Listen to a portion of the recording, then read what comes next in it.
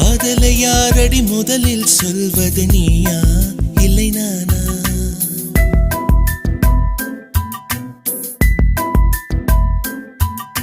காதலை யாரடி முதலில் சொல்வது நீயா இல்லை நானா? காதலை யாரது முதலில் சொல்வது நீயா இல்லை நானா? நான் சொன்னால் நீ வெட்கத்தில் சிவப்பாயா இல்லை அடிப்பாயா?